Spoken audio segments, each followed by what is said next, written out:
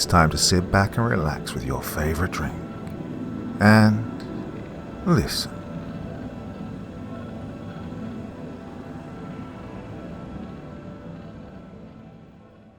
Anything for Mother by Corpse Child. Mother is the name for God on the lips and hearts of children. Isn't that how the old saying goes?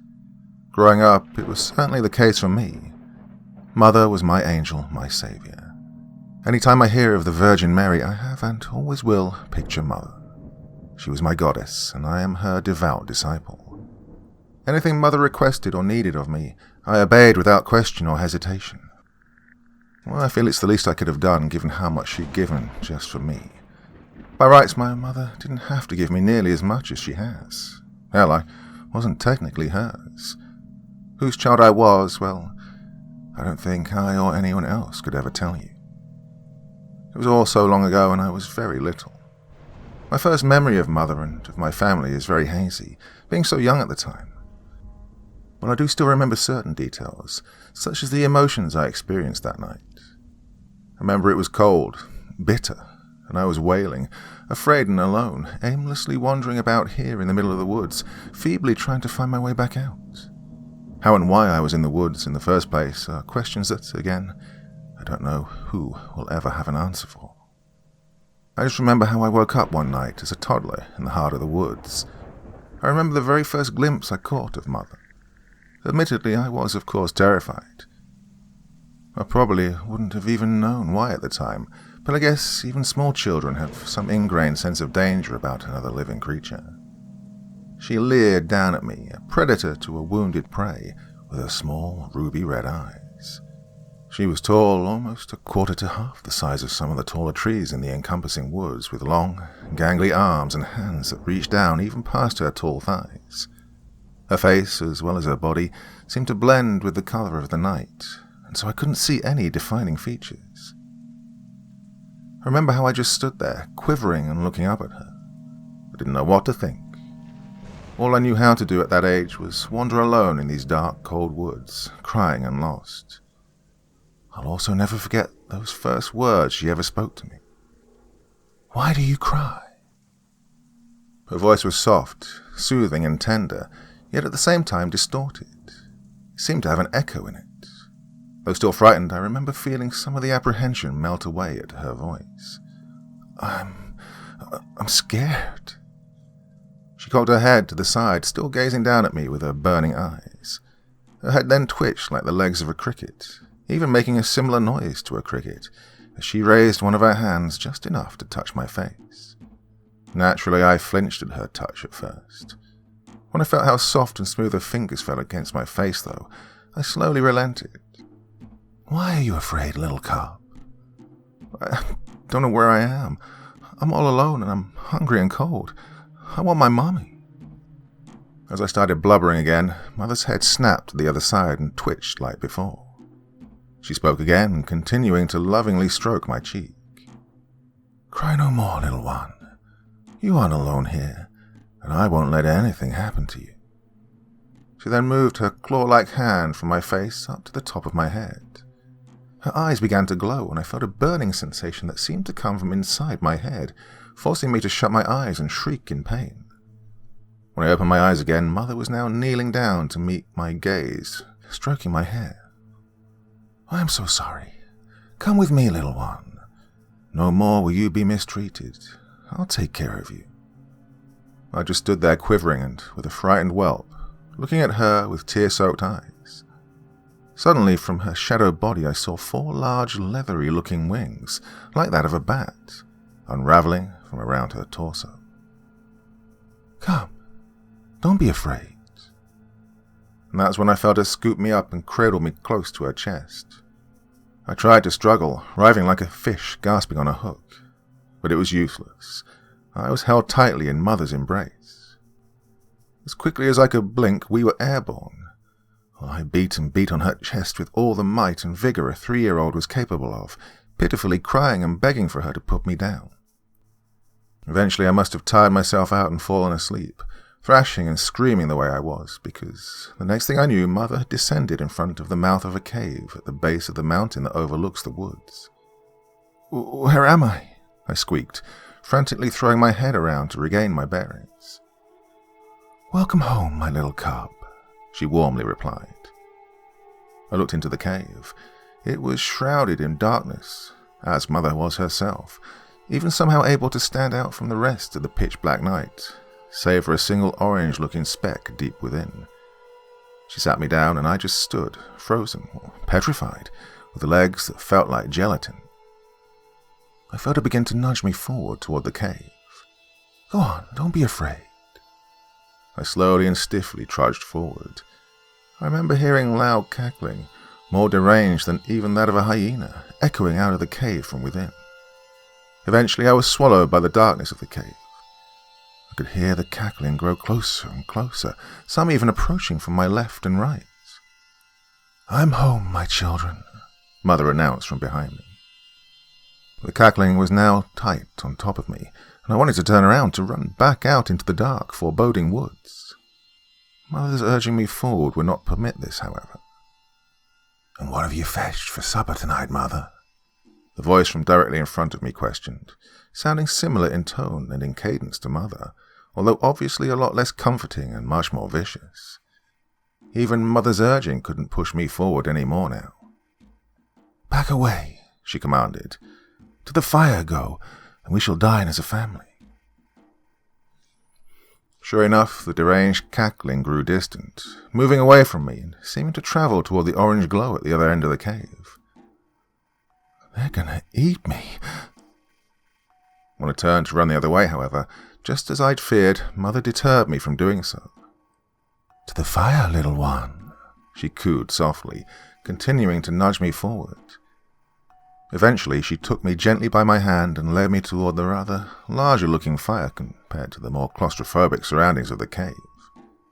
When we finally reached the fire, I could hear the sounds of scurrying, like a multitude of creatures simultaneously converging toward the fire, the clicking of nails or talons being echoed all throughout the cave.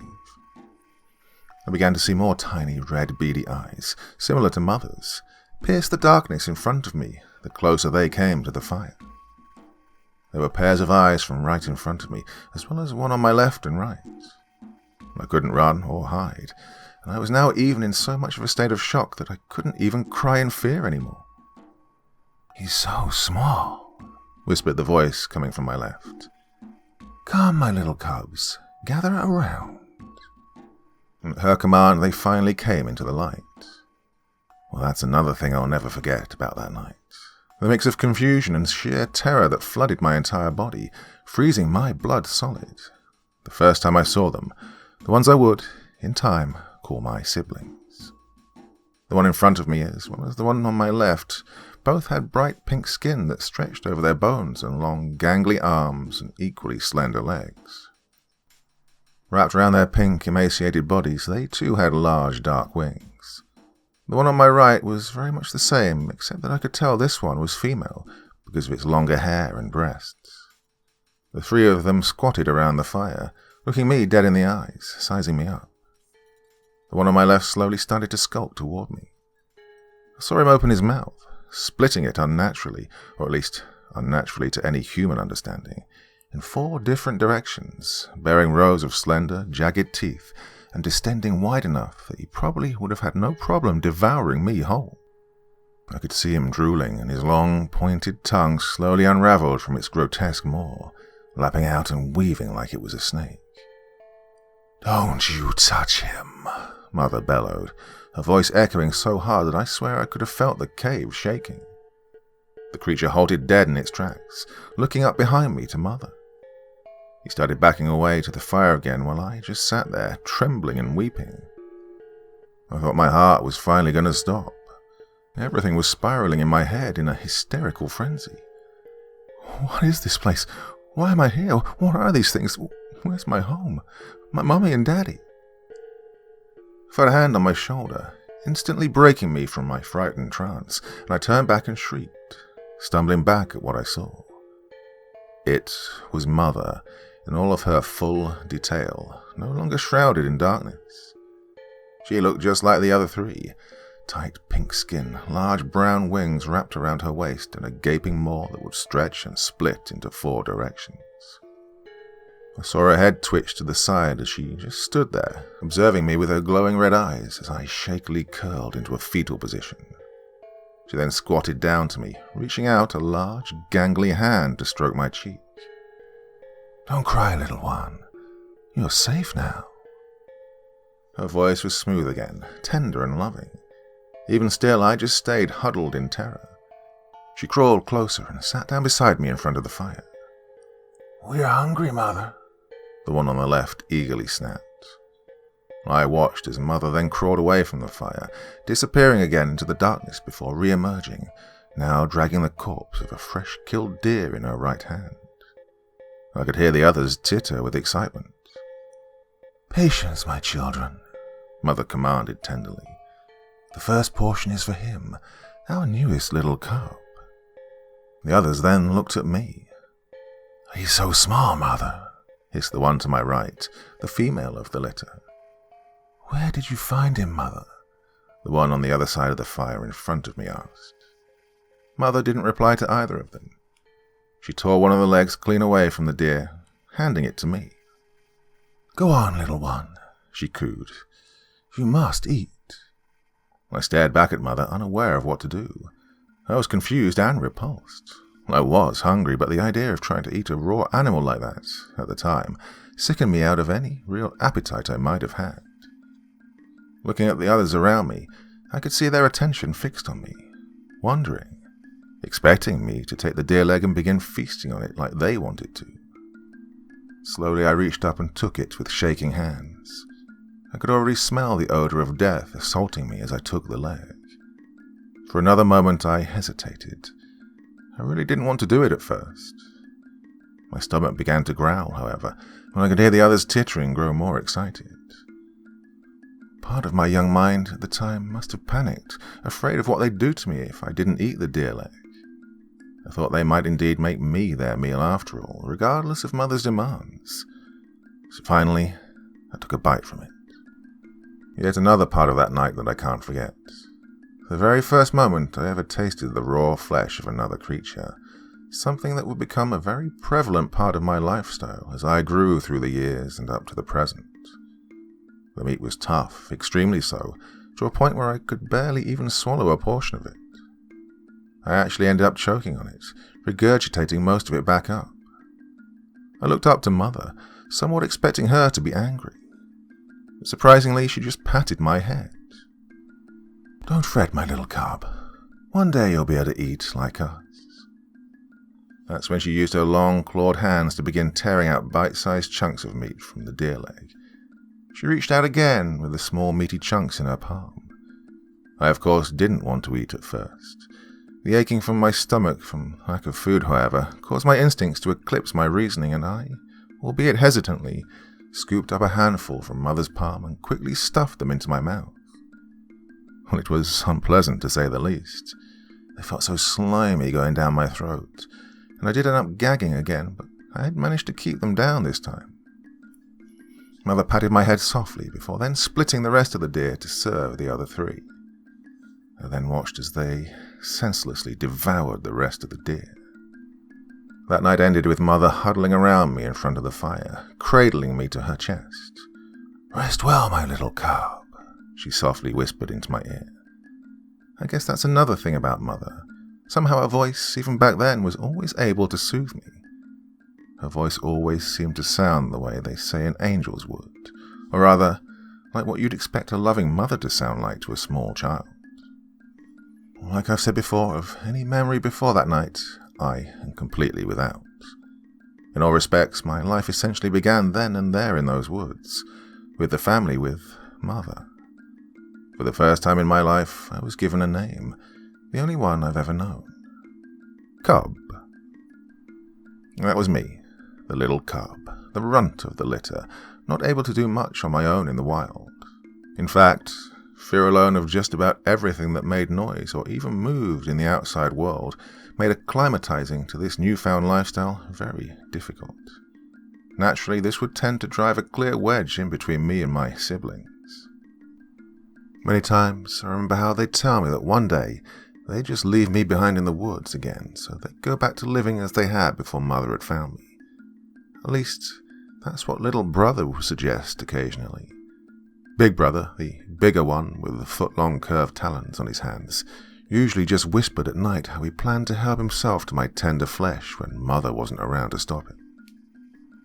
Well, I guess I was fortunate then that Mother wouldn't ever let me out of her sight when I was little. Of course, that may have been another reason they disliked me so. Mother seemed to hold an even bigger fondness for me than the others. I never understood why, and I guess in some ways I still don't. But Mother has always kept me closer to her than the rest. Even as I grew into adolescence, Mother always handled me with the softest manners. In spite of this, I was even able to, over time, forge a bond with my siblings, or I did with sister and little brother anyway. Big brother, I suppose, couldn't forgive that I seemed to have stolen Mother's affections from him. I guess, though, it was because of him that I would learn one significant thing, what it was like and how it felt to kill another living being for the first time. By this time I was much older and bigger. I'd grown to stand at least 5 feet tall, able to meet eye level with little brother, and at least chest level with big brother. It was at this time that Mother would let the others take me out into the woods to hunt for food with them, without being present herself. I was frightened at first, never before having learned how to hunt, much less kill another animal. But by now the winter was approaching and Mother had always grown weaker with the colder weather. That meant that we, the cubs, had to venture out to gather food. Before though, being so small and defenseless, I'd always stayed in the cave with Mother while the others went out. But now I felt that the time was right for me to join them in gathering food for her. Mother was reluctant, and I could see Big Brother wasn't fond of the idea either. In the end, however, Mother ruled in my favor, and I was to accompany Big Brother into the woods. Trying as hard as I could, I just wasn't able to keep up with him. And of course, he had no qualms with essentially abandoning me the first chance they could. And so there I was, deep in the heart of the woods again, alone, defenseless and scared. But this time, I knew I couldn't simply just hope that I'd be rescued by Mother or anything else. No, I'd have to finally learn how to fend for myself. For a while, I just stood there listening, trying to get a bearing on my surroundings. That was how I learned to focus my hearing and learn the different sounds of the world around me. The sounds of the wind bristling through the trees, the distinct sounds of the different critters around me in the woods. I learned which ones chirped and which ones would howl or squeak, which ones were fast when scurrying about and which ones would take their time. Finally, I heard it. I heard the sound of heavy footsteps approaching. They were approaching quickly despite how heavy they sounded. Whatever it was moving on 2 feet rather than 4, unlike the deer that usually pass through these woods. Another thing that was different was the sounds it was making. It was a familiar sound. Too familiar. "Hey, Orville, take a gander over here." I heard this coming from my right, and I quickly dove behind a nearby tree. Still concentrating, I could hear the heavy footsteps coming toward the spot I was standing in only a moment ago, now joined by another set of footsteps equally as heavy. I heard them again. "What is it, Sol? What are you going on about now?" "You telling me you didn't see that rushing off there?" "See what?" "I don't really know, but I'm almost willing to bet I saw a boy dart off into the trees there." "Where?"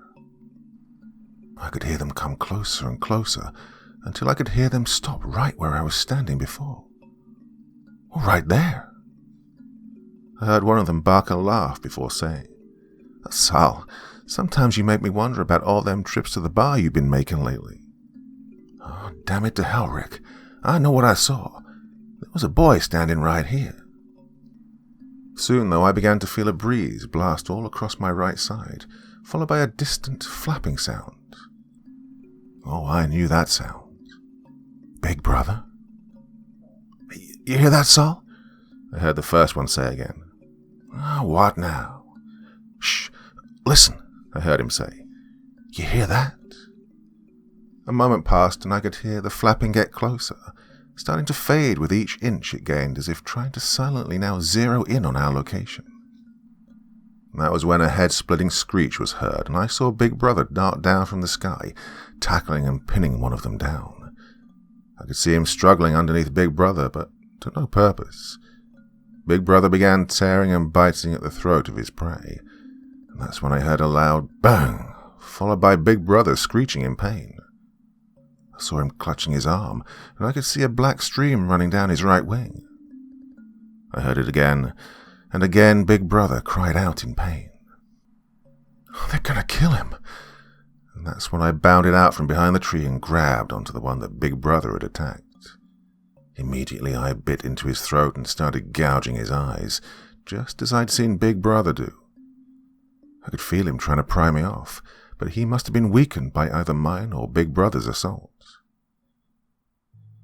It wasn't long before I felt him cease struggling and go limp. I heard another bang before a searing pain surged through my right arm. I looked up to see the other one, holding his weapon in my direction. For a second I just stared, frozen in fear, expecting for him to use it again to finish me. But that was when something strange happened. This monster, then lowered his weapon, and I watched his eyes widen as if in shock. No, it can't be, he mumbled. Oh, his guard is down, I thought. Now's my chance. I slowly crawled toward him. He stood motionless, mouth agape. "Ben," he finally said. "Benny, is that you?" I kept crawling toward him, paying no attention to his words. I wasn't going to be swayed from my objective. I'd kill him for what he'd done to Big Brother. He then slung his weapon over his shoulder and said, "Oh my God, Benny! Sweet Jesus, Mary and Joseph! My little Benny, it's really you!" He sounded elated, like he'd just realized some great truth. I stopped when I saw him start toward me. I lowered myself to the ground, poised to pounce as soon as he was close enough. I'd go for the throat, just as I'd done with the other one, and I wouldn't stop there. I'd rip and tear him inside out. "Oh, my boy, I thought I'd lost you." And that's when I sprang for the kill. In an instant, my teeth were sunk into his flesh, and I could taste his blood flowing into my mouth. Oh, it was exhilarating. He frantically tried prying me off of him, but it was useless. I had him, and he wasn't getting away. I was doing it. I was finally killing my own prey, just like the family, just like Mother. His flailing became weaker and weaker. I released my jaws from his throat and stood over him, triumphant, watching as his body convulsed until finally relaxing. As the life left his eyes, he opened his mouth and made a series of gurgled, croaking noises. I noticed, though, that he seemed to be trying to speak. "Benny," I heard him choke out. "I'm so sorry, son." And with this, his eyes closed and he was lifeless. I stood frozen. Adrenaline was still surging through me. I did it! I killed my first prey! My heart was racing and I began beating my chest, howling to the sky. I was grown now. I was now a hunter. I was no longer just the little cub. I was an alpha. Then I looked at the face. I wasn't sure why, but something struck me about his face. Something was almost familiar with it. It looked a lot like, me. I knelt down and observed him more closely. His jaw was pointed, his face gaunt. I felt my own face, to find that my face matched these features. What is this? I wondered. I ran over to the nearby stream and looked into the river. And that's when adrenaline left me, and I was horrified with what I saw. It was him. I saw the younger face of my prey staring up at me from the lake. I couldn't believe it. I wouldn't believe it. It had to be some trick. Why did this man look like me, or I look like him? What was he? He was a monster. He'd hurt Big Brother, my family. So why did I have the same face as him? I ruffled the water and began clawing at my face. This isn't real. This isn't real. I'm not him. I'm nothing like him. Deep down in the deepest part of my heart, though, I knew the truth. His dying whispers started repeating in my head. I'm sorry, son. Overcome with rage, I started howling at the sky while pounding the ground with my fists. I took up nearby stones and hurled them in every direction, not caring what they'd hit. I was lost, mentally and emotionally, and I had no control over my behaviors. Eventually I collapsed to the ground, exhausted. I was weak and tired. Just as I was losing consciousness, I heard, in the distance, the sound of large flapping wings. From above I could see the silhouette of Mother as she descended. I finally fell unconscious when I felt Mother lift me from the ground, cradling me just as she'd done all those years ago when I was still so small, weak and fragile. It was night when I awoke again. Sister and little brother were huddled around the fire, Mother in the middle with her back facing me. My body still felt so exhausted and I was slow to move again. Mother, I murmured softly. I saw Sister and little brother snap to look at me. Mother didn't move. I weakly began crawling my way over to them. Approaching the fire, I noticed that the faces of the other two were downcast and somber. They looked at me and Sister asked, "What happened?" Reaching the fire, I felt my heart fall from my chest. It was Big Brother. He lay in front of Mother, motionless. I scurried over and began shaking him, crying out, Big Brother, wake up!" I felt Mother's hand rest on my shoulder, pulling me away. I stayed firm, though, feebly shaking the body of Big Brother until she forcefully pulled me away from him. "He's gone, little one." I crumpled on the floor of the cave and began crying. Every bit of the vigor, the confidence, the triumph I'd earlier felt had now all but abandoned me. I was now just the crying whelp I was all that time ago when Mother had found me. Big Brother was dead, and it was all my fault. I was weak, like I'd always been. If I was strong like my family was, I could have saved him. But I wasn't like them. I was like the ones that had killed him. "It's all my fault," I bawled, looking at Mother. She was silent, continuing to stare at the fire. I just laid there, crying. I didn't know what else to do.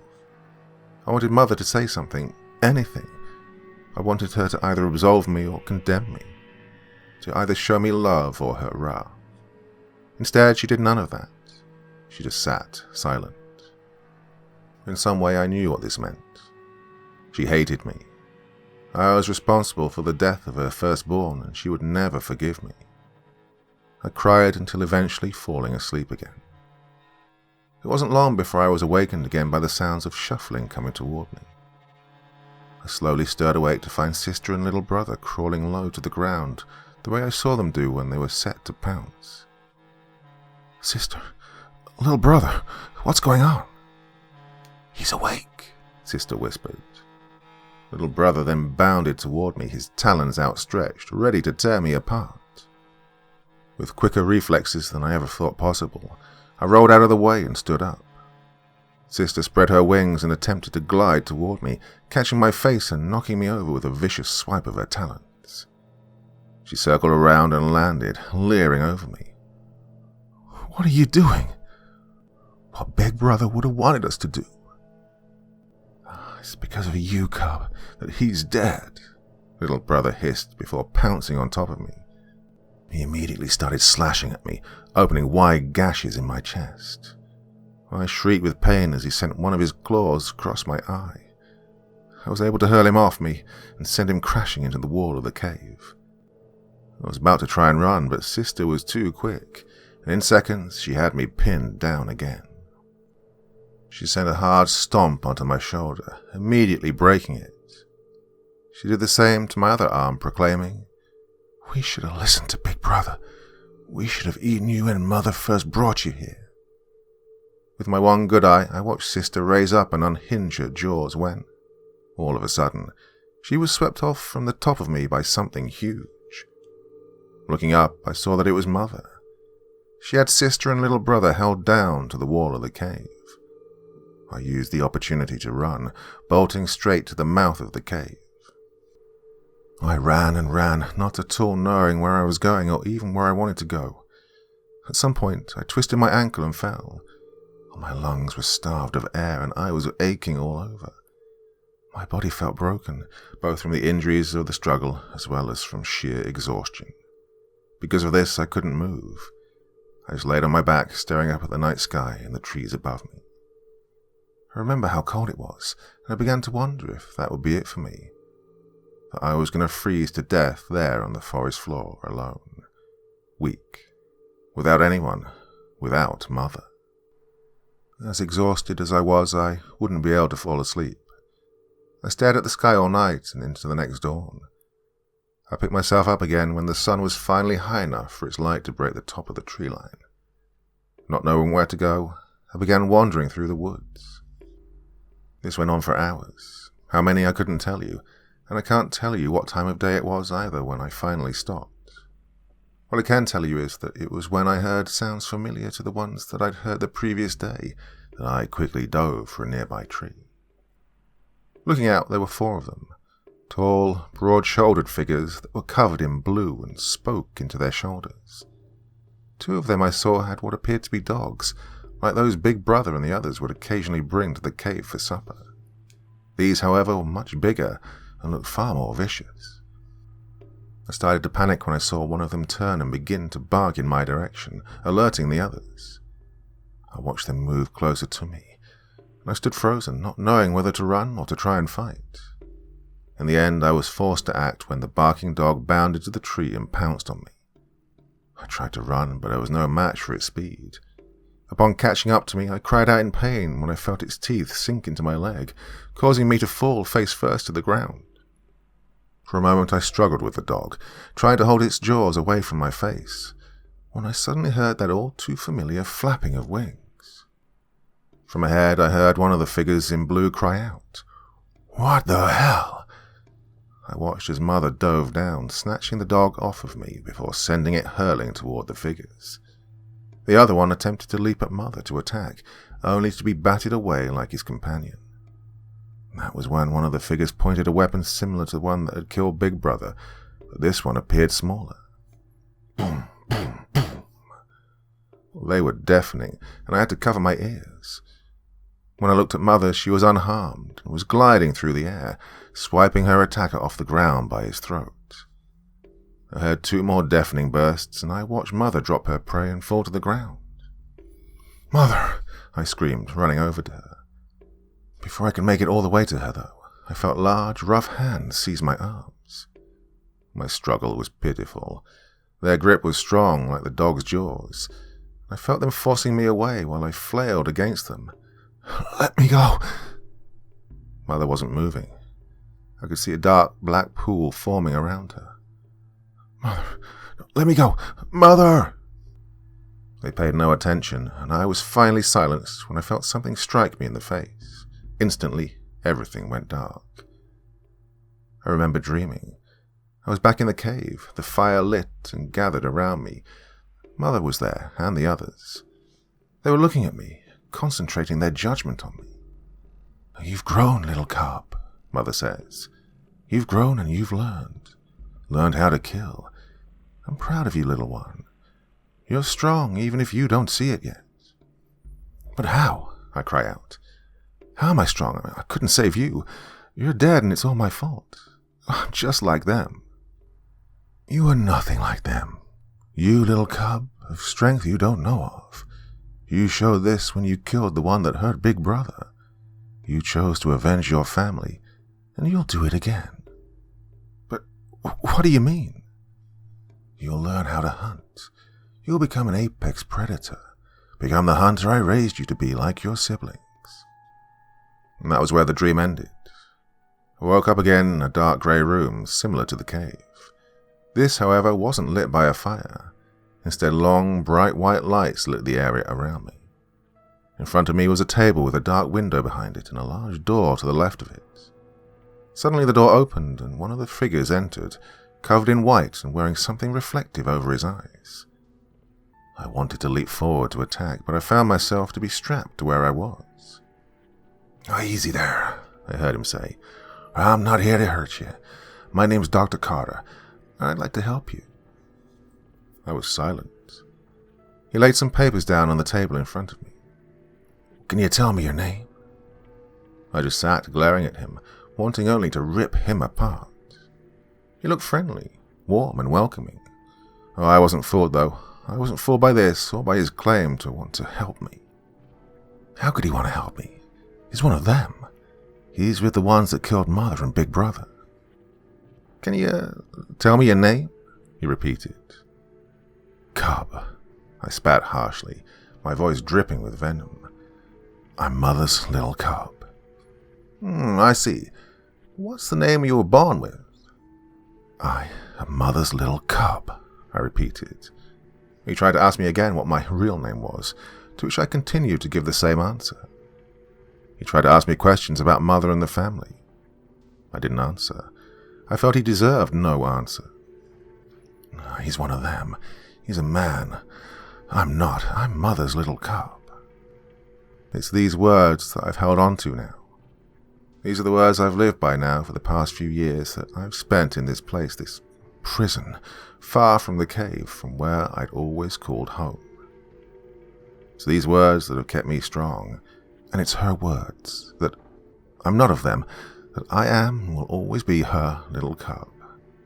Those keep me from falling for the lies they try to feed me, such as that my name was Benjamin, that I was abandoned by my real mother long ago, and that Mother wasn't real. No, they're liars. They're men. I'm not. I'm Mother's little cub. And it was there that I would continue to grow into an adult. As I grew, I would learn more and more of their ways, the ways of men. They taught me to read, to write, and how to communicate the way they do. Furthermore, the more I grew up, the more I would grow to detest myself when I looked into a mirror, seeing the all-too-haunting image of Big Brother's killer facing me, the one who called me son. Yeah, he was one of them. He was a man. I'm not. I am Mother's little cub. At night, I still see her. She tells me how proud of me she is, how much of a predator I've become. "You've learned their ways, little cub," she tells me. "You've earned their trust. Now use it against them. Use their knowledge against them the way we use the knowledge of the forest animals to hunt. I'm proud of you, little cub. I was always proud of you. Now, make me proud again." These were the words that drove me when I finally escaped. I remember everything, the way I ever so quietly left the room they confined me to and skulked down the dark halls. I remember how peaceful he, this man, Dr. Carter, looked as he sat at his desk, not suspecting in the least of my presence behind him. I remember how exhilarating it was as I crept closer to him, lowering myself to the ground, ready to strike. Oh, I was in the woods again. I was hunting just like my family did. I was the alpha predator, and he was my prey. I remember the way his eyes looked when I sprang upon him, sinking my teeth into his throat. He was frozen with fright. I remember the ecstasy I felt when life left his eyes, the same as when I watched life leave the eyes of the man in the woods. Through it all, no attention was alerted to anyone else. He died silently, agonizingly gasping for breath. After this, I was able to slip just as quietly through the main hall to find my way out, back into the outside world. From there, I spent many days and nights roaming until I finally found the woods again, where I remain now. I write this as a warning to you all after having claimed another prey only last night. There were 2 young boys that decided to enter these woods with their guns, just like the men that took Mother and my family from me. Well, I may look like you, sound like you, and have learned your ways, but I am not one of you. I'm something more. I'm an alpha, an apex predator, and I am, always was and always will be, Mother's little cub. And even in her death, I'll do anything for Mother.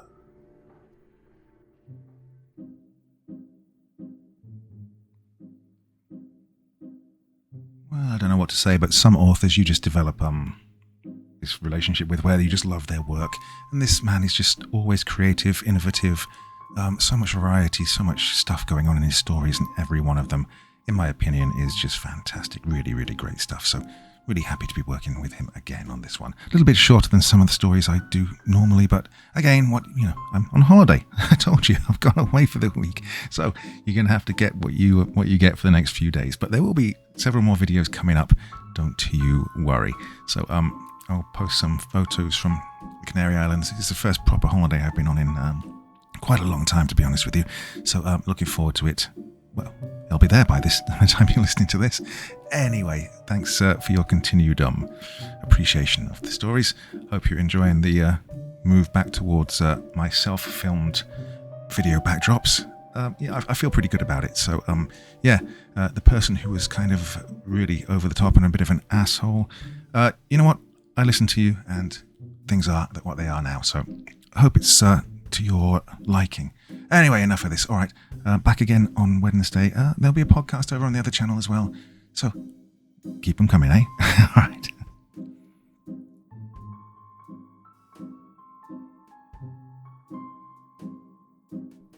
Thank you so much for taking the time to listen to this story today. Really means a lot to me and to the author of the story, of course. Well, if you want to know more about me, I'm pretty much everywhere on social media. You can find me on Facebook, Twitter, Instagram. You can download my music on SoundCloud. I've got a Patreon if you feel like. Throw me $1 or $2. Very much appreciated. And of course, on Reddit, I have a place where you can leave stories if you want me to read one that you've written. Well, hoping to see you all again very soon. Till then, sweet dreams. Bye-bye.